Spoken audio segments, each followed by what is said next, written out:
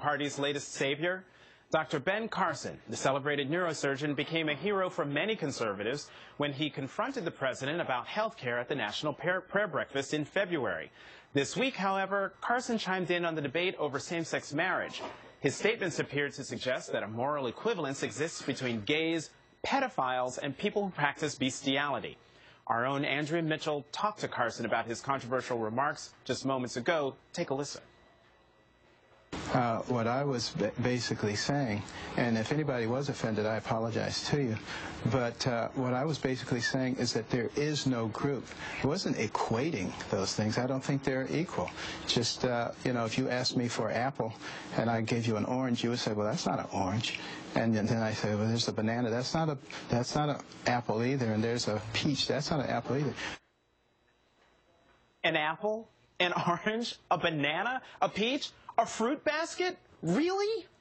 We're joined now by political strategist Angela Rye, principal of Impact Strategies, and Todd Shepard, associate professor of history at Johns Hopkins University, where Dr. Carson serves on the faculty of the medical school. So, Professor, you spoke out against your own Johns Hopkins colleague. You said his comments made him look, quote, nasty, petty, and ill-informed.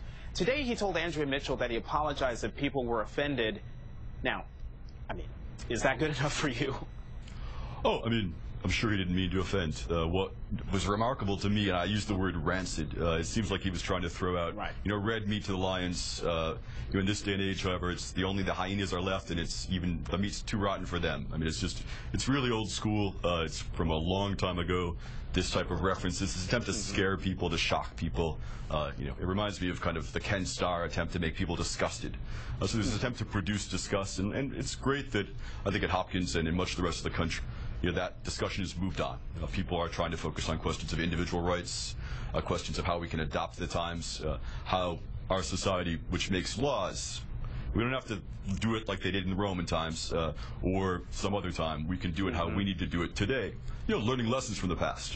Unfortunately, his history is wrong too on multiple levels. So it's too bad, but he has every right to speak out, obviously. And you know, that NAMBLA reference was so old that there were people on my Twitter feed and actually around here in the building who were asking, one, what's NAMBLA, and two, does it still exist? But that's a whole other conversation. Angela, let's go back to that interview with Andrea Mitchell and Ben Carson. Take a listen. And you're talking about apples, oranges, peaches, but when you say that the well-established pillar of society, no group, be they gays, be they NAMBLA, which is the Society for Man-Boy Love, which we're talking about pedophilia, so we're talking about something that is illegal, be they people who believe in bestiality, you are, in the same sentence, equating same-sex marriage with things that are illegal. Well, as I said, I just explained what my intention was. Angela, Ben Carson says his remarks were taken out of context. Does he still need to explain how they were taken out of context? No, Jonathan, we don't care how they were out of context. One very critical thing that I think I want to mention to the good doctor as a lawyer is that there are two pieces that he's missing when it comes to bestiality and pedophilia, and that is consent. There's a total difference between two consenting adults and folks that are practicing pedophilia and bestiality. It is highly problematic that that is the reference that he chose, particularly because Dr. Carson relies so heavily on his Christianity, and I'm not here to judge it, especially not on Good Friday and as a Christian myself. But what I will say is it is unfortunate that we continue to see the evolution of Christianity turn into a judgment zone when the basis of the faith is supposed to be love. And I am going to emphasize that again on Good Friday. We should be talking about how to love people through whatever their differences are and figuring out how to find common ground rather than destroying people by comparing them to things that don't have any relevance whatsoever and are just offensive. Now, Angela, one of the reasons conservatives fell in love with this guy was because they thought he could appeal to people beyond the far right. But does Ben Carson damage his brand if he's going around and comparing gays to pedophiles?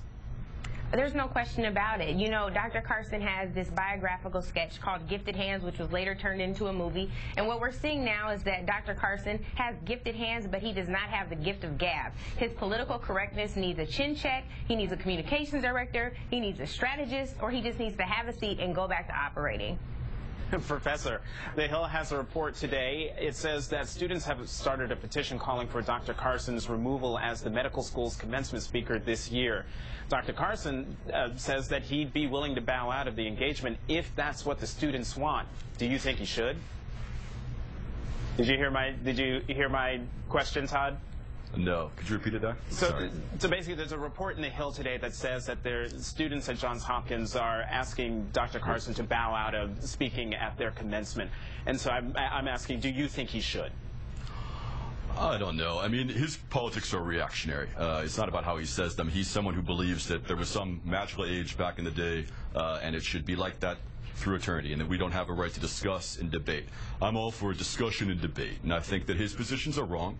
I think the vast majority of students at Hopkins and elsewhere across this country think that they're wrong. It's good that we're getting a view of them. But again, it's not about shutting him down. He should be, I'd say for the positions that I support, it's good that people like him speak out. I think it becomes really clear how backward-looking they are, the vision of society that they have, his fixation, their obsession with sex, and they're trying to talk about it endlessly to disgust us. I think Americans have gotten beyond that. I think there's a support for more freedom, more individual rights. And again, I'm not for punishing him in some way, except for public opinion, right? I mean, I think he's shown himself to be where he is. There are people that agree with him. The vast majority of people that are at Hopkins, that are in this country, it's more and more clear, do not. It's good that he's made himself clear, I think crystal clear. And again, it's reactionary politics. It's looking back to some golden age that never existed, before the fall of the Roman Empire, I guess, is one of his references. This is just not history. It's not an accurate reading of history. Gibbons is not where most historians think is the most accurate description of what went wrong in Rome. The way that marriage law has been dealt with in this country is not at all as he describes. It's always been a process of lawmaking, of people deciding how they want to deal with stuff like age of consent laws, about things like marital rape, which didn't exist back in this marvelous day that he's talking about interracial marriage. But Professor, so given all that, you wouldn't be sad if he decided to follow through on what he said to Andrew Mitchell and say that he would bow out of giving that commencement address of his own volition. It's not for I wouldn't be sad. No, but I'm not calling for it. I just am not calling for people not to have discussion. I'm calling for people to make judgments about what he said, and I think that judgment should be firm. I don't think he should. He represents an amazing talent and history as a neurosurgeon, and if that's what the medical school wants, unfortunately, he's also offered himself up as something more. I can understand why people would be disturbed by that, but I'm suspicious of calling for people not to speak. I'd rather have us judge what they say. Angela, the Republican Party seems to be going through saviors faster than NBC goes through late-night talk show hosts. First it was Marco Rubio, then it was Ben Carson. What does this tell you about the state of the Republican Party today? Beyond that it's schizophrenic, Jonathan, I don't know.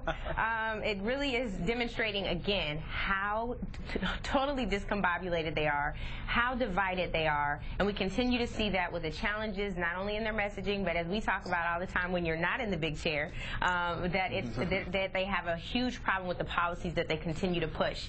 And most importantly, with this particular situation, the namesake of the school, Johns Hopkins, who was an abolitionist, a Quaker, and a philanthropist, would probably have a bone to pick with Dr. Carson on this point right here.